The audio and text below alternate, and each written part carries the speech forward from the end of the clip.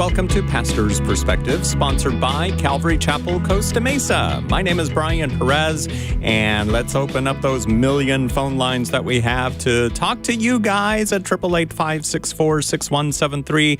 Actually, it's much less than a million, but that's why sometimes people can't get through because they all call in at once, and we've only got a limited amount of phone lines. But give us a call, 888-564-6173. Today and tomorrow are your last two chances this week to ask us your questions about the Bible, the Christian faith, just about anything that's on your mind. So call us today.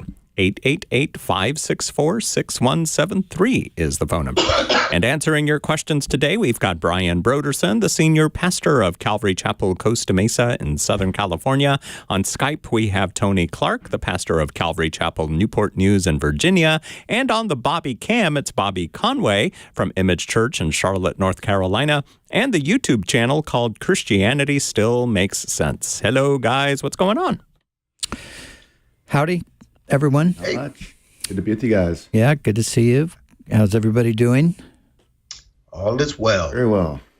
All is well. Are we thankful and ready to celebrate that thankfulness on Thursday? Oh, sure we are. Yeah. Of course. What were you showing us, Bobby? Very thankful. No, he's sending me a secret message. Yes. I thought he was showing us a picture of like the turkey they're baking or something. No. Yes. Here's a picture for you to look at. I just drew this of Winston. Did you really? Wow. Good job. Very good. Wow. Bro, you draw like that? He's got skills. Draw like that? Yeah, Wow. I've been having a. Here's my other character I've been working on. This is a surrealism deal. I'm going to turn that into a train, and he's going to be riding on the front of the train on a clock. Wow. And then Bro. And then I didn't know you did it like that, bro. Did a little Heather. Boy, Wow, this is a complete surprise to Tony and I Yes. both. Yep. We did not know that. Wow. We're gonna have to. We're gonna have to sign up for a portrait. You know. Something. Yeah. Hey, that would be fun, man. Yeah. I want to see a Bobby Conway version of Tony Clark. Hey. Oh. The beard. No, I'm We not could do it. worthy. I could just draw you guys while I'm on the show. Sometimes I just doodle and it's just kind of fun. Two things at once. Wow. How Yeah, I just started doing that as a hobby about a month ago. No kidding. And I've been studying a lot of art because I felt for a long time that I've always loved aesthetics and stuff. Mm-hmm. But I've always felt like, you know how sometimes you might feel like you might have a knack for something if you just did it. spend time doing it. Mm-hmm. So I just have been reading a lot about the kind of some of more of the technicalities. So I build the right foundation. Yeah. Wow. And then I've just been trying that. And so I spend time each day kind of as a hobby, just to have another outlet for me. And I've got, and what I really want to do is teach myself to be able to draw through devotions, kind of like just how my soul's doing on paper, using the art of surrealism. Yeah. So I'm really excited about some of those concepts. Yeah. I'm so impressed. Back like 50 years ago, I thought, I think I have a knack for music and playing guitar and stuff. And 50 years later, I figured out I actually didn't have a knack for it. And so I was just in a friend's office playing on his acoustic Gibson and thinking, gosh, I'm playing the same four chords I was playing 50 years ago. So that's because you haven't played in 50 years. Well, it's true. Not quite 50, but it's been a few. Well, I am impressed, Bobby. Yeah. I am. Well, thanks. Wow. One thing I know about myself is I do not have a knack for drawing. And everybody who's ever seen me play Pictionary knows that. Right. I'm the same way. I can do stick figures, but that's about it. I can't get into detail like Bobby did, or like Greg Laurie. He's another doodler that's great. Cartoonist. My wife and both of my daughters are actually quite impressive artists. Just, they can sit down and sketch something and you're like, oh wow, that's amazing. And it's sort of like me and my sons, we didn't get that one so much. Yeah. Yeah, you know what happened? It was during, I remember COVID, and like when I was living out there, Brian, and I was going out surfing a lot, and that was a lot of fun, just trying to find an outlet. Yeah. But then the beach got so busy, COVID happened, and then I moved, and I was like, well, it's going to be hard to do that from where I'm at, so I needed something. So I love the arts. Well, good for you. What do you guys do for your hobbies? You guys got like little things that are meaningful to you to do? I walk my dog. That's kind of my hobby these days. with my wife. I drink coffee. That's it. Yeah, I do that too. Yeah. No hobbies. Yeah, I used to run all the time, but now I can't do that. So I try to do some kind of moving. I'm reduced to walking on a treadmill, and that's about all I got left in the tank. And not much of a hobby. At one stage in Tony's life, he was pretty impressive on the court. He could go to the hoop. He could do all kinds of fun, fancy maneuvers. Those were the good old days. Those were the good old days. Yeah. I can't even do a layup now, but those were the good old days. Can't get 2 inches inch off the ground. That was, yeah, I remember those days. There's a girl here at our church. She just made the all Air Force basketball team, and I told her, how I used to be able to play, and I know how. I said I was pretty good and that sort of thing. Then I started getting bummed out because I am not even a shell of what I used to be as far as those days are concerned. But those basketball days were some good days. Yeah, those were fun times. And then I could talk about my boxing, surfing past. Well, my boxing. And your boxing too. Yeah, well, that's not much to talk about there, but. All right, 888-564-6173 is our number, 888-564-6173. You can also send in your questions using Facebook Messenger or on Instagram, or by filling out the form on the Pastor's Perspective page of our flagship radio station's website, KWVE.com, and you can do that. But the best way to get an answer is to call us when we're here, like today, till 4 p.m. Pacific time at 888-564-6173. Here's a question that Lisa sent in. I'm a Christian therapist who supervises new therapists in their program or accruing hours for licensure. We have been discussing lots on spiritual warfare and mental health and how the enemy has been attacking recently, praying with each other and processing this together and for our clients. One of my therapists was asking if Dr. Michael Heiser was a good recommendation to explore, but I don't know much of his work. Do you know if he is, and what other recommendations would you have regarding spiritual warfare, maybe even specific to mental health, besides Brian Broderson's amazing book? Yes, Lisa said that in here. Thank you, pastors. I listen to you daily, and God has used your ministry to grow my walk, even in the ways I get to be used by God to pour into new Christian therapists. You truly have kingdom impact. Thank you again, Lisa. And that book that Lisa's referencing is The Powers of Darkness and the People of God, which is sitting right over there on the shelf. I forgot to bring it in closer to me like I normally do so I can hold it up to the camera. So I'll get that as Pastor Brian answers this question. Yeah, Bobby, maybe you can help out with this too. So Michael Heiser, the only Michael Heiser book I read was the book called The Spiritual Realm, I think it was called, or Unseen Realm. Unseen Realm, yeah. Unseen Realm, yeah. So I read that. I think he does have a few other books. I read numerous articles by him. And although I appreciated some of his insights, I didn't always totally agree with his perspective on things.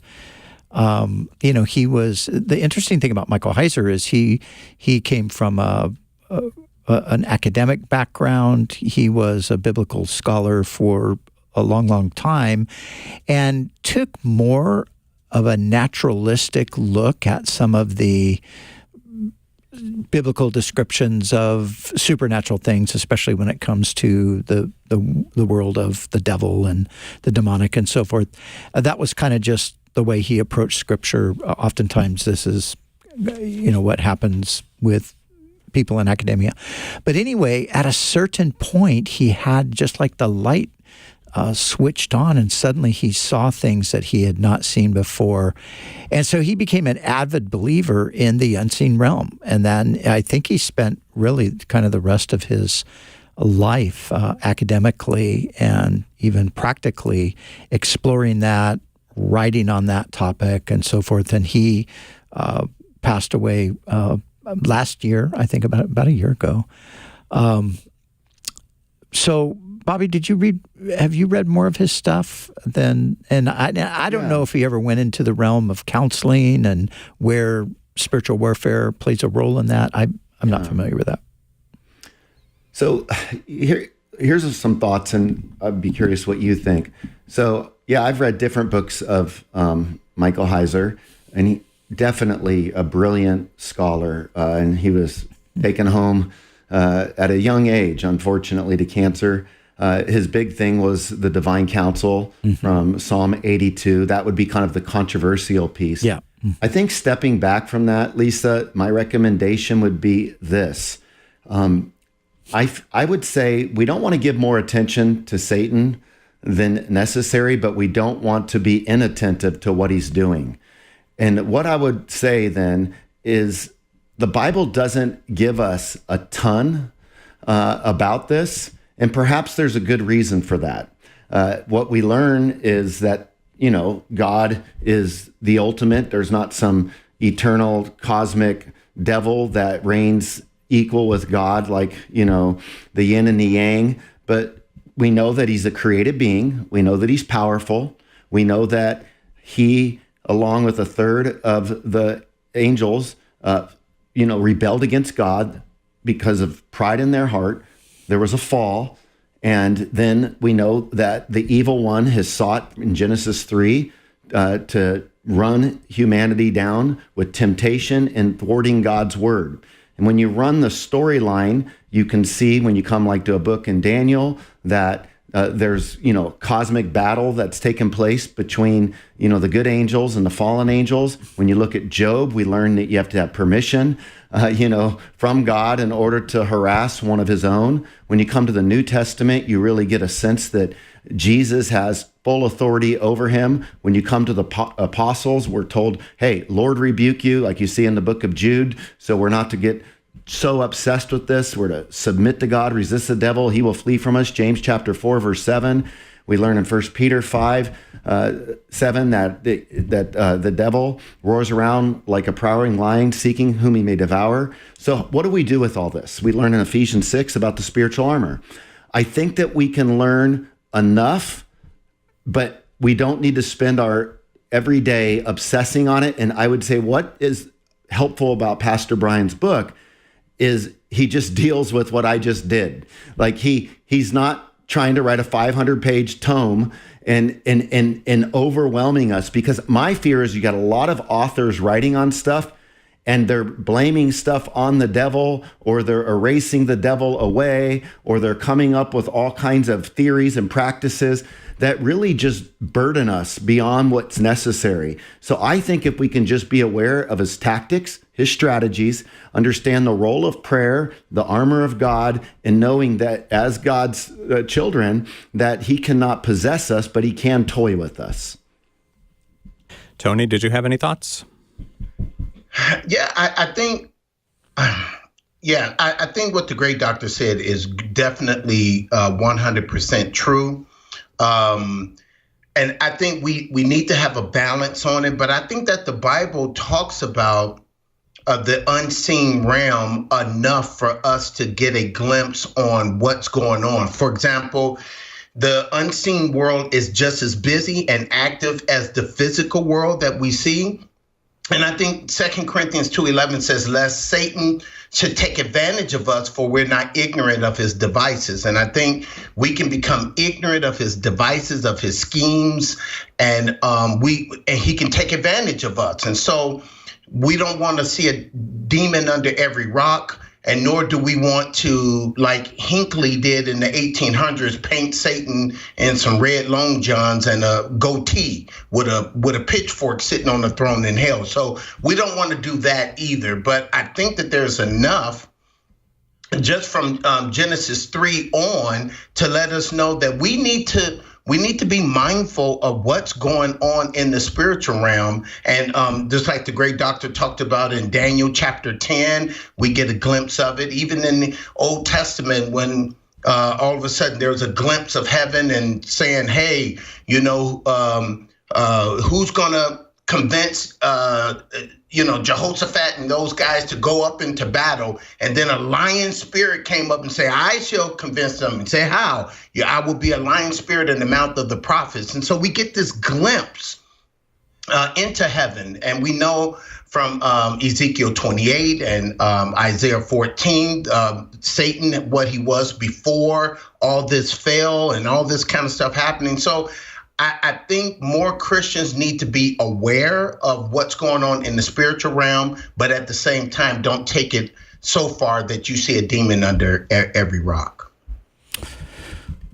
Yeah, I would say another, I think, helpful book on it, and I think there's more. Clint Arnold, who Clint was the dean at Talbot Seminary for many years. Oh, yeah. He wrote a book on the subject as well. And I think, Clint, spiritual warfare. And Clint's great. He would have a good perspective on it. But what I was going to say is C.S. Lewis's book on the subject, the Screwtape Letters, even though it's fictional, yet he's writing about something that's very real and something that you can see in all different walks of life. So, but I think based on who is asking us this question, I think the context is a little bit more mental illness or dealing with things like that. And I do think, and I pointed this out in the book, I do think that whenever there's mental illness, I think there is some demonic component, because the enemy is, he's going to take advantage of any weakness. So if you have a mental weakness, if you're cognitive, if you're not thinking straight, things like that, he's going to try to capitalize on that. So I think we just need to be conscious of that. And that's why in the book I talk about the need, sometimes you obviously need medical help. You might need psychiatric evaluation. You might need medication, but you will always need prayer, because regardless of what the actual root is, the enemy's always going to be in there to some degree. So, but I've met many, many people that have battled with schizophrenia or with, something like the bipolar disorder, whatever the case, whose problem clearly was rooted in their physiological condition, but there was the meddling of the enemy in with that as well. So when I talk to somebody like that, and usually it's somebody who has had a history of already, having been under a doctor's care already, maybe having been medicated. A lot of times people feel guilty that they're on medication, so they feel like, I'm not a good Christian if I'm not trusting the Lord and taking this medication. So I'm going to go off this medication and I'm going to trust the Lord. And then they go into a psychotic realm, and then they have to be hospitalized and everything. So what I'm saying is that I think we have to recognize that there is real mental illness that is not at its root demonic, even though there's demonic elements to it because of what I'm talking about, the enemy taking advantage. And then, of course, there are people who appear to be mentally ill who truly are demonized, and that's a whole nother thing. And being able to sort of, ascertain the difference that's where discernment, that's where the challenge comes in. So, Tony? I totally agree with that. That's exactly where I'm leaning as far as the enemy is behind it somewhere. In Mark chapter 5 with the maniac of Gadara, when the demon was cast out, he was sitting, clothed, and in his right mind, saying that when the demons were possessing him, he wasn't in his right mind. And 2 Timothy 1:7, God has not given us a spirit of fear, but of power, love, and of a sound mind.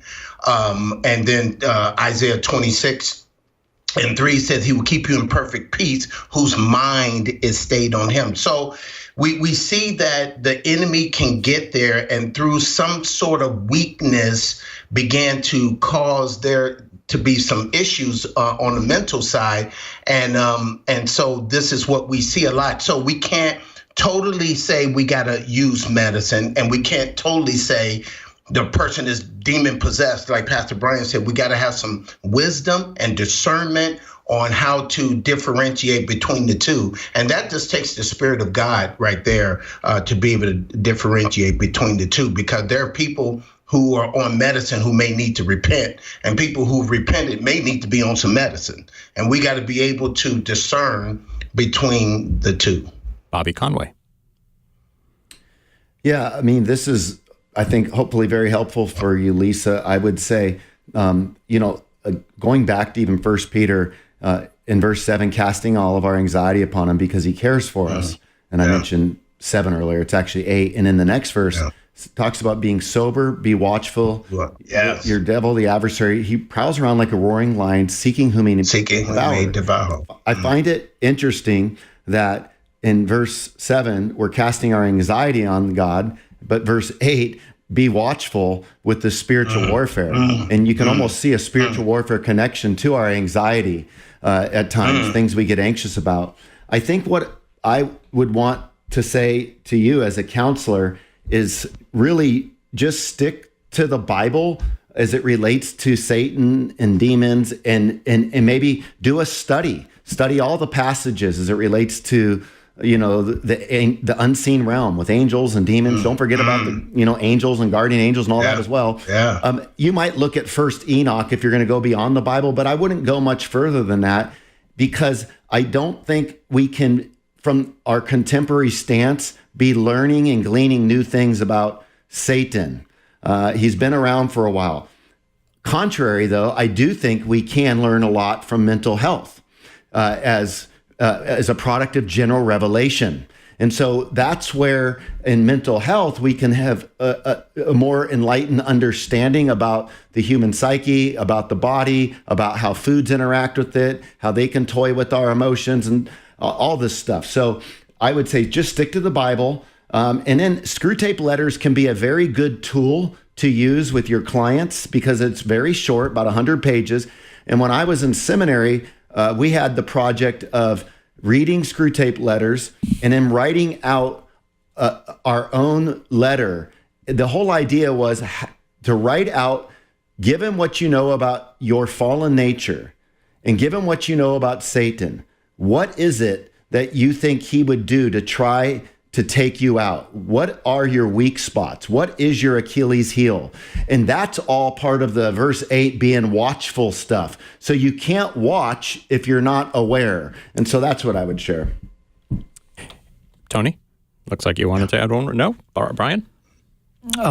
That's good stuff. I hope it is. I hope Lisa thinks it's as good as yes. we do. Lots of great resources offered. The Screw Tape Letters by C.S. Lewis, and what else? Clint Arnold. 3 crucial questions about spiritual warfare, and of course, The Powers of Darkness and the People of God by Brian Broderson, which is also available in Spanish. Yes, in Espanol. One thing though, since we're on the topic, guys, I think that where Paul is speaking of Satan in Ephesians chapter 2, and he refers to him as the prince of the power of the air. The spirit who now works in the children of disobedience. And you think of like in the last, decade or so, just how you can see just these these doctrines of demons that Paul also warned about when he wrote to Timothy, you just see them blowing. And Paul refers to every wind of doctrine. And these things are just in the air. And people are like inhaling them and just being consumed by them. And I think even as we look at the anti-Semitism that's just suddenly surfaced, and before that, kind of the transgender thing where all of a sudden you've got a whole generation of teenagers who are just, nobody knows what gender they are anymore and things like that. It's like, this is really confusion. And this is the work of the devil. This is the kind of stuff the devil does. And we're seeing it just sort of escalated in our current cultural moment. So it's crazy. Yeah. Yeah, it sure is. Great conversation on spiritual warfare. Lisa, thank you for sending in your question. All right, 888-564-6173. 888-564-6173 is our number. And let's talk to Karen in Santa Monica, California. Welcome to Pastor's Perspective. Hello. Hi, you're listening on KWVE-FM. Did you know that there's a KWVE-AM as well? Yes, I do know about it. Awesome. So how can we help you today? Yes, my question was, is there scripture to tell us, do we know how many destinations that did the Israelites come to before they reached the Promised Land? I heard there were 5. And hello, Pastor Clark. I'm glad you're back on. Oh, God bless you.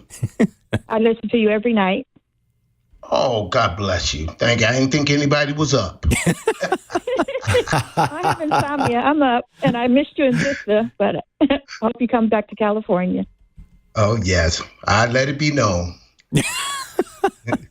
He's putting that word out for sure. So Tony, how many destinations were there? I was sitting here thinking about that, and I don't know why the number 11 comes up, but I'm not sure. I know it's in the book of Exodus that talks about the journeys, but the number of destinations that they hit actually escapes me. Do you know, Bobby? Yeah. You do? I would say that. Glad somebody knows. The way that I would answer that is I don't really think, even if you were to kind of write down every destination they stopped at, I don't think that would necessarily mean that was every destination that they stopped at. You know what I mean? Like, for example, it's capturing kind of their journey, but I'm sure they stopped along the way at many places. So the question wouldn't seem to be something real pressing, in my opinion, unless you were just wanting to know, like, how many destinations did they stay at for an extended period of time? Because they're always when they're on the move, they're passing through and staying the night in different spots, and it might not catalog how many nights they stayed in certain places. It might just show that they were in place A and now they're in place B. Well, there were a lot of places that they might have stopped at between place A and place B. So the question really wouldn't even be worth, stressing about, because there's no way we could know. Yeah, but if you wanted to, here's a list right here of different places. The book of Numbers in the Hebrew Bible is called the Book of Wanderings, and because Numbers really does record. It's called Numbers in the Greek version because of the, it has the genealogies there, but it really does record, or it's in the wilderness is actually the Hebrew title, in the wilderness. And when you read through Numbers, which I'm actually doing right now, you will get a good sense of those places. But one thing to say, they didn't travel far. They pretty much traveled in a circle for 40 years. They did not, it wasn't like they were just 40 years on a journey and, wow, we finally ended up in the North Pole. They would have after 40 years, but no, they were just walking in a circle. And Deuteronomy, the Lord says, you've circled this mountain long enough. Now it's time to go into the land. Tony? Yeah. Well, Numbers 33 mentions some 42 stations that they hit along the way. Like the great doctor said, it could have been an overnight stay or it could have been whatever. But Numbers 33 mentions some 42. Could have been all those stopovers, too. We'll be back in a little bit here on Pastor's Perspective. Stand by.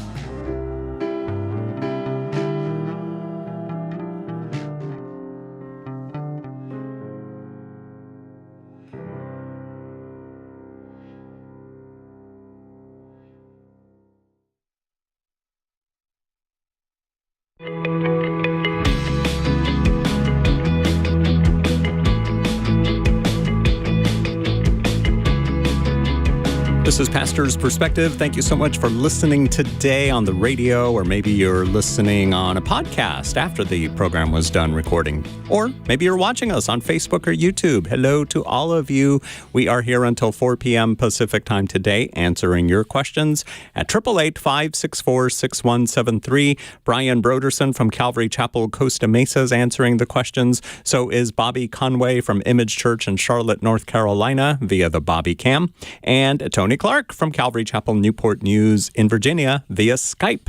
The number again, 888-564-6173. And speaking of Calvary Chapel, Costa Mesa, ladies, there is an event going on next weekend, Saturday, December 2nd. It is a Christmas coffee. You can find out all about it at cccm.com, or we can ask Pastor Brian to give you all the details about that. All the details. Yes, my favorite Cheryl's listening right now. Of the year. Well, today, because Cheryl's been announcing Amy Orr Ewing, who is our guest speaker, who is just fabulous. Bobby can put in a word for Amy, too, because he really loves Amy's ministry. Mm-hmm. But Molly Toms is also, she's going to be sharing in music, and Molly happens to be here today. I ran into her, of all places, at a Mexican restaurant for lunch, and I looked over and thought, wow, that girl looks like Molly, and lo and behold, it was Molly. She flew in last night from England, so yes. So it's going to be a fantastic time, ladies. I can assure you, I have not attended one of these, but I have witnessed them from afar, and I have seen many wonderful things at the, what's it called, the boutique.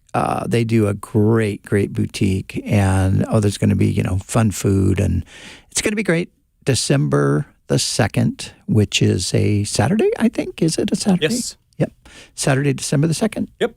Fun food as opposed to funny tasting food. Like, this food fun. tastes funny. It's No, just, not what we're saying. Like when fun you're eating it, you're having fun. Yes. Yes. That's what I mean by fun food. Yes. More information at christmascoffee.cccm.com. Let's face it, it's not, all food is not fun, right? No. I mean, some food is. We were talking yesterday about some I of got the to eat this? Oh, Yeah. my gosh, you're kidding. What does Cheryl say? Asparagus and... No, not asparagus. No, she loves asparagus. Arugula. Arugula. Kale and arugula. She cannot eat anymore. And, She likes arugula, though, but I don't know, she's a big kale fan, but I know Bobby's a big kale fan. I mean, you can just tell by looking at him. He loves kale. I like chia seeds. That's kind of like my go-to snack. Wow. Yeah. 888-564-6173 is our number. Give us a call. What is Bobby? Is Bobby drawing a picture of us right now? That's what I want. He's over there. Is he? He's Let's kind see of it. looking at Let's see it, something Bobby. Oh, look at that. Hey, man. wait, that's Brian Perez. I'm doing, yeah, no. You see, getting all my measurements ready, and that's what I'm going to do. I'm sorry, Heather. I'll show you when I'm done. We'll see how it comes out. Okay, good. Amen. All right. 888-564-6173. I think you need to apologize to Heather for Heather, that I'm sorry. Yes. All right. Let's go to New Jersey. Sam is watching us on YouTube. Let's wave to Sam. Thank you so much for watching us, Sam. How can we help you? Hey, guys. Hey, I'm an artist, too. So Cool. I'm an artist a long time. So anyway. Wonderful.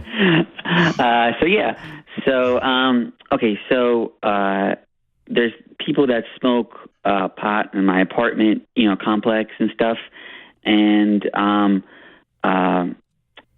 get really I get nervous and I get scared because if I smell it, I feel like, what if the demons, enter me? If I'm smelling, the pot and stuff, and if I get high, and I don't know, and I tried incense, and incense doesn't really work. It works, but not really. But then I found out that it causes cancer if you use a lot of them. And sometimes I open the window because, but then it's cold in the wintertime, especially in Jersey.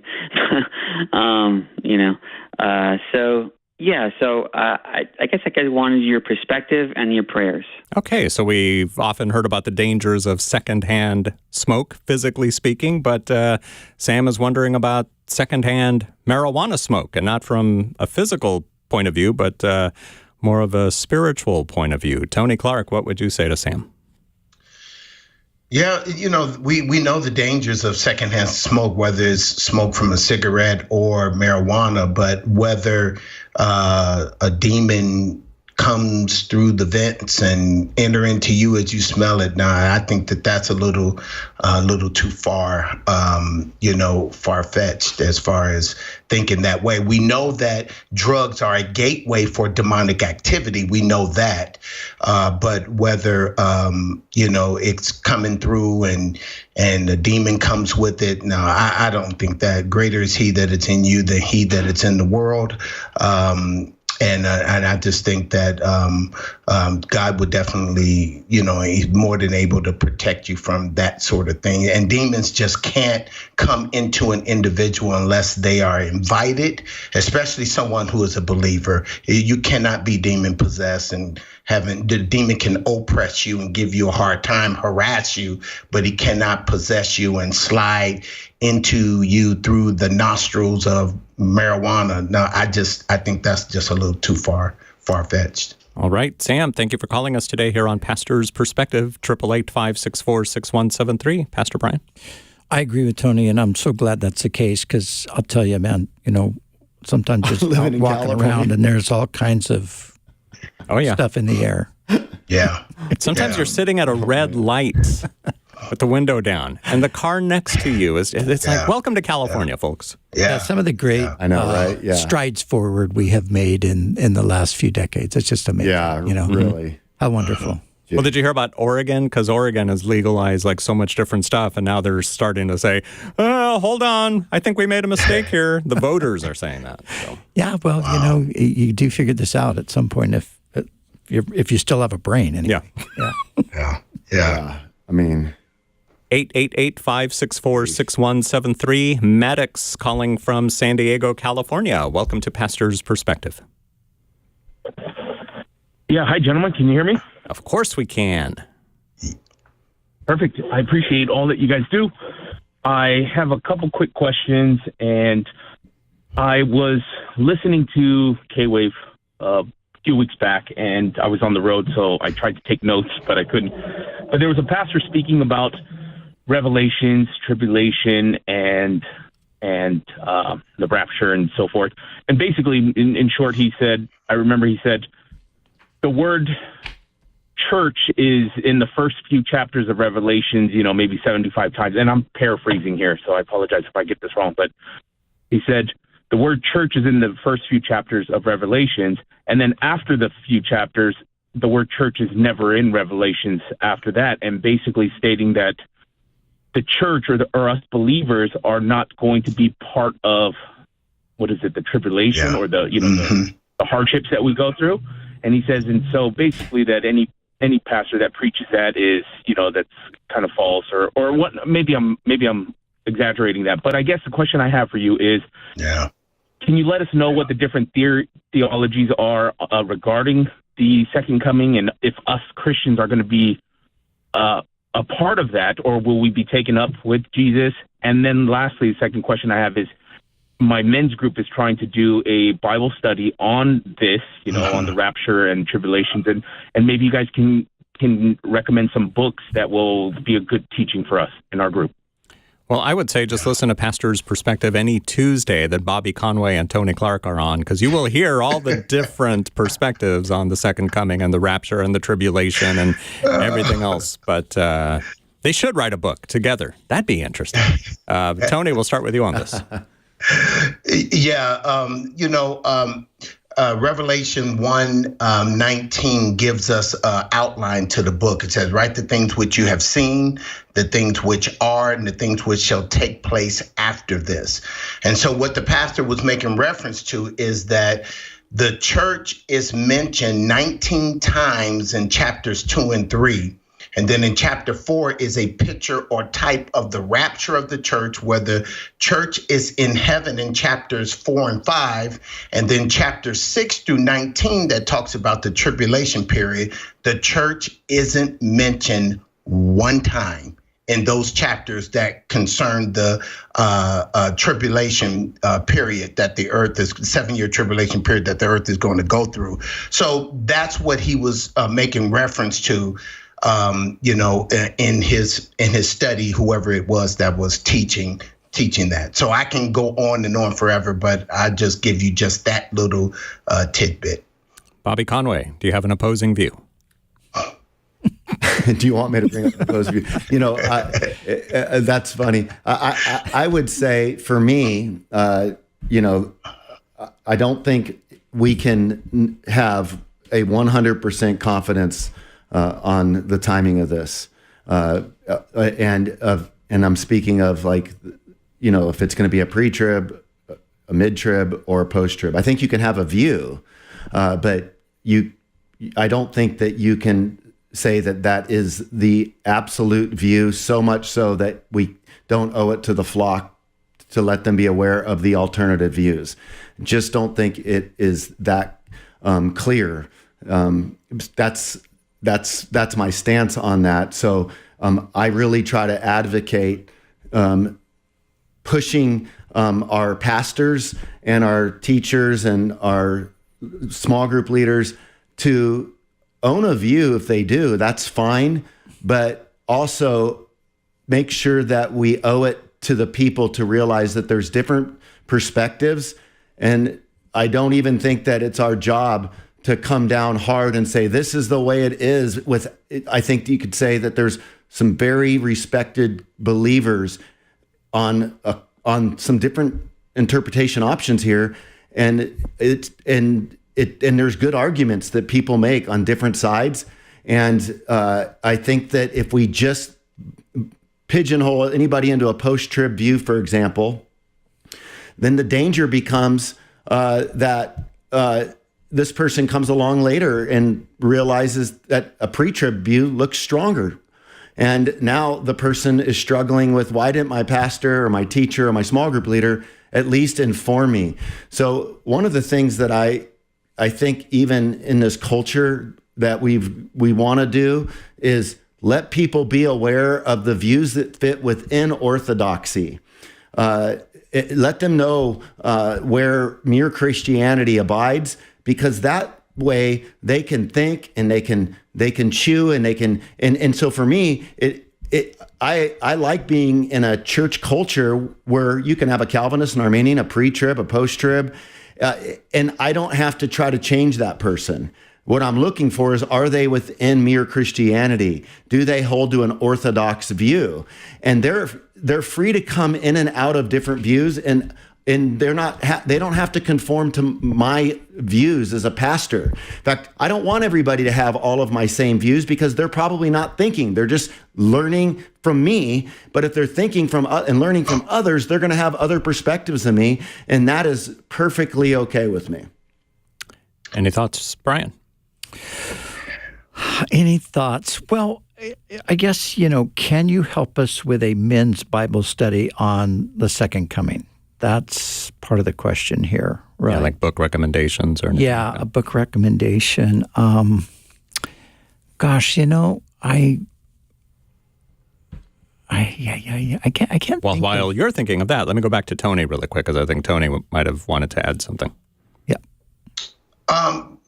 Well, for me, the Bible says in Amos 3:3, how can two walk together except they agree?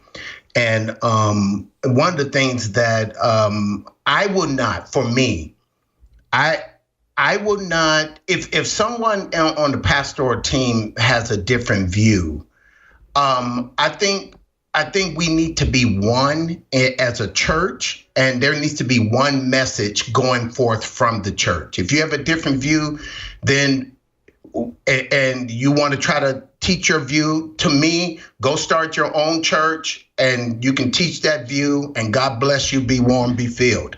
But for us, we need to have one mind, we need to have one voice, one message coming forth from the church. And so, for me, I'm not into, let's give all the views and then let the people figure it out on their own. And then you got some part of the church that's thinking post, some mid, some pre, and there's not a oneness in my mind about the whole thing. So for me, I'm gonna teach what as the pastor teacher of the church, I'm going to teach this view, and then those who are under me, they're going to take that view to the small groups, that view to the youth ministry, the children's ministry, or whatever, so we can be one sound, we can be one message, and there can be a oneness of the church. And that's just my conviction. And the way I look at it, like, for instance, I remember there was someone who was on staff with us, Pastor Brian, and he believed in mid-trib, but he said, because I'm here at Calvary Vista, he said, I will not teach anything other than pre-trib. It's because he don't want there to be any confusion. God is not the author of confusion, but of peace. And so he kept his view to himself. But whenever he taught a mid-trib. So there can be one message and one sound to the church. Yes, yeah, that's true. I remember there were a few people with different views on that, and I totally get what you're saying, Tony. Obviously, but I get what Bobby's saying too, and I think myself that I want the oneness in a church to be around essential stuff rather than non-essential stuff. So if we're talking about Jesus, who he is, what he did, all of that, obviously that's non-negotiable. You either believe orthodoxy about this, and if you don't, then of course, your Christianity is in question, and we're obviously not going to have you teach. But I think when it comes, for me, and again, just like you said, your conviction is my conviction, and I think at one time I would have, been a little bit closer to where you're at, Tony. But, even back in Vista, I did have, there were a half a dozen folks in the church who had roles in leadership, who had different views. And I wanted even back then to try to make that work. And for the most part, it did, So I would say that I like Bobby's position in the sense that I'm happy to give the four views on the timing of the rapture, but I'm also going to come down on where I land and why I land there. Yeah. And I obviously land there because I think this is the better argument. So, in the end, it's like these are other options. It's funny because some folks in the church here just told us the other day, and they've been in the church for so long, but they told us the very first time they were exposed to other eschatological ideas, they were completely stumbled because they'd never heard anything like that before. They couldn't believe it. They couldn't believe that somebody was suggesting that there was another idea. And it was in kind of a Bible college setting, and somebody got really upset at the teacher and wanted to fire him, and then the decision was made like, no, we're not going to fire him. He holds to the same view as everybody else, but he felt led to give the views. So anyway, long story short, the people said, we are so thankful that we were exposed to that because it caused us to do a deep dive into all of those different things. And then when we came back and landed where we had always been, now we knew why we landed there rather than we just landed there because from the pulpit we were told this is what it is. So I think there's value to that. Tony? Well, let me just say this. Now that you mentioned what you mentioned is good. I'm sorry about that, Bobby. Now that you mentioned what you mentioned, yes, I have given other views and then began to say, but this is where we stand as a church and where I land and why. Yeah. So I have done that. Yeah. So that is true. And I think as teachers, we're obligated to do it, because it is part of the Christian community's understanding of things, which we might disagree with, but it's peripheral in some sense. It's a peripheral issue. It's not an essential issue. So, Bobby? Yeah. So I would say that, different churches will opt for different ways. And that's fine. I think that we all have to be, accountable to our conscience. What we've done at Image Church is we've created this culture. And so it's not divisive at all. It's actually incredibly unifying. In fact, I frequently have people say how much they appreciate the think tank that we've created within Orthodoxy. And it's been so encouraging because people feel like they can come into the church with different perspectives. Like, in other words, if a Presbyterian and a Methodist both come to the church, I don't want to feel like, oh, now I got to fit them into my doctrine, because I don't feel like I just don't look at myself as somebody that, I stand on the shoulders of greatness. I'm actually overwhelmed by how much I still don't know. I realize that my opinions could change and sharpen. And sometimes I think we can commit so strongly to views that we are trying to stay committed to a denomination or a certain grouping because, we're in that group. That's how they perceive us. So we can't even entertain the kind of thinking, because that would mean we lose our tribe. And I'm not trying to stick with a certain type of a tribe. I'm just trying to say I believe in the death, burial, resurrection of Jesus. I believe he's coming again. I believe that God is triune. I believe in the infallibility of God's word. But I believe that I believe people from many of the different denominations could come into Image Church, and I could have pastors with different perspectives. And their job's not to own my perspective. I will say their job's to be faithful to represent my perspective, but I've created the culture to say things like, hey, we have different perspectives on things at times as pastors, as long as it fits within orthodoxy. And so if it's what you do on this show, Pastor Brian, I feel like we're very unified when we're talking right now.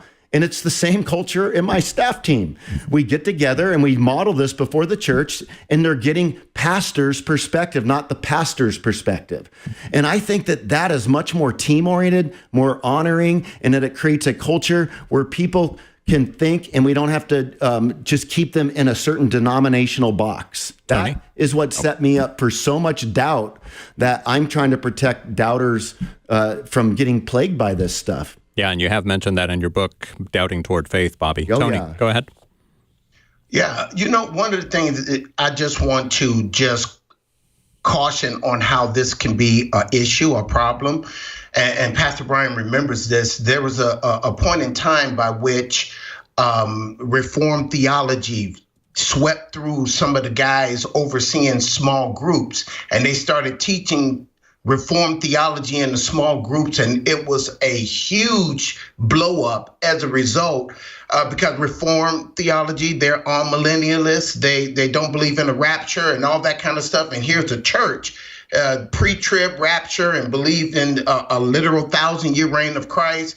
And it began to be an issue and a problem. Some of those guys who got swept up in that end up leaving and going to a Presbyterian church because it was such a blow up over that. I mean, great guys, but because there was not the oneness of the doctrine of the church, they got tweaked out and end up leaving, and and caused some rift where those small groups had to be shut down because of the confusion that it had caused at the church. Now, that's just the potential of what can happen when you got folks in a pastoral position that is teach or believing different types of doctrine. And it just, to me, keep the unity of the faith and the bond of peace. And so, yes, we want to make sure the essentials are squared away, but as a church, we got to be mindful as well of the making sure we agree. Yeah, and the one thing I would say, and I'm not disputing you at all. I'm just, we lived that, both of us did. And I would say the issue really, at the end of the day, as I look back on it, was not the doctrinal thing. It was pride. Pride was what caused all the problems, because a humble person, a mature person would be able to say, look, I hold this position, but I'm not going to be contentious over it. I'm not going to try to persuade everybody that I'm right, you're wrong. I mean, I had people that I had pretty much raised in the Lord, Tony, who would come to me after a while and tell me, well, Pastor Brian, you really don't even know the gospel. I know the gospel now. And I thought, well, okay, well, that's an interesting perspective, but that was arrogance speaking. That was pride. It was so. Pride causing problems. I mean, I would never think. Who would have thought? Right, Bobby? One of the things that I have had to deal with sometimes is because people come from maybe a particular denomination and they were taught kind of very strongly the one way to see it, I end up having to do a lot of it's like they have to go through this process of seeing that there's other views, and that's very difficult for them. And I just want to protect the difficulty. I don't, but again, this is just my approach for being a pastor, and it's working. But I do think there's dangers in it if we lose sight of what orthodoxy is. I'm not going down a slippery slope here. I just looking at what are the orthodox views. Tony, 10 seconds? No. Okay. Yeah. Brian, 12 seconds. 12 seconds. Guys. Great to see you guys. Fun to be together today. Love you guys. I didn't even have to referee anything. I could just be part of the conversation. Yes. Awesome. Love when that happens. All right. Fun. Talk to you guys tomorrow on Pastor's Perspective. Have a great Thanksgiving. Sponsored by Calvary Chapel, Costa Mesa.